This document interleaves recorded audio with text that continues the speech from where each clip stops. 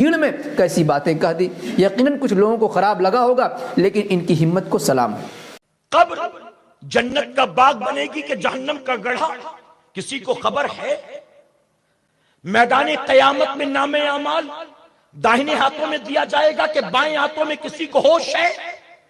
اللہ جنت کا پروانہ عطا کرے گا یا فرشتے منہ کے بل گھسیٹ کر جہنم میں لے جائیں گے؟ کسی کو ہوش ہے؟ اب ایک بات ہاتھ جوڑ کر کہوں گا، برا مت مانیے گا۔ آج ہماری بدعمالیاں، آج ہمارا دین سے دور ہونا کیوں ہے جانتے ہو؟ ہمارے دل دماغ میں بچپن سے ایک بات کوٹ کوٹ کر بٹھا دی گئی، بیٹا تم کچھ کرو یا نہ کرو پھر بھی تم ہی جنت میں جاؤ گے، کیونکہ تم سنی ہو۔ تم سنی ہو نا، اسی لیے جنت میں تم ہی جاؤ گے چاہے جو کر لو۔ اور بعض کہنے والوں نے تو معاذ اللہ ساری حدیں پار کر دی، اور یہاں تک جنت دکھا دی کہ کہہ دیا اپنی تقریر میں کہ اگر کوئی بدعقیدہ خانہ کعبہ کے اندر مر جائے تو بھی جہنمی، اور سنی طوائف کے کوٹھے پہ مر جائے تو بھی جنتی، معاذ اللہ۔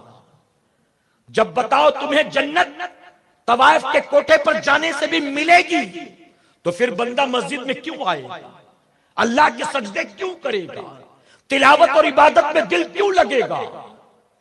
یہ لفاظی کرنے والوں کا معاملہ تو ہو سکتا، یہ نذرانوں کے عوض تقریریں کرنے والوں کا معاملہ تو ہو سکتا ہے، جو ہتھیلی پر جنت دکھا دکھا کر لوگوں کو بدعمالیوں کے قریب کرتے ہیں۔ سنی دعوت اسلامی کا یہ کام نہیں ہے، ہتھیلی پر جنت دکھا کر آپ کے من کی بات ہم نہیں کرتے، بلکہ ہم تو وہ بتاتے ہیں جو حکم اللہ اور اس کے رسول نے عطا فرمایا۔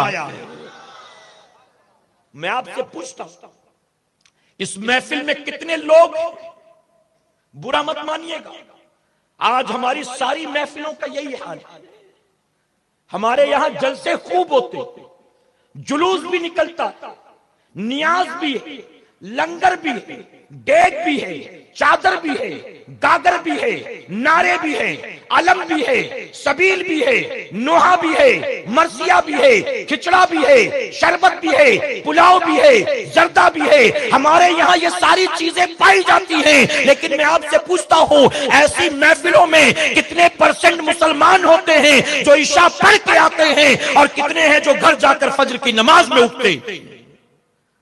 اکثریت دین سے دور ہے، اکثریت نماز سے دور ہے۔ غلط تو نہیں کہہ رہا میرے بھائی؟ ارے ہم نے تو اپنی آنکھوں سے دیکھا، 11ویں شریف کا جلوس نکلتا، عید میلاد النبی صلی اللہ علیہ وسلم کا جلوس نکلتا ہے، لوگ جلوس میں 4-4 5-5 گھنٹے پیدل چلتے، لیکن اسی جلوس کے درمیان عصر کی اذان ہوتی ہے، مغرب کی اذان ہوتی ہے۔ جلوس میں سے کتنے نوجوان ہیں جو نکل کر اللہ کے گھر میں آتے ہیں اور اللہ کا سجدہ کرتے ہیں؟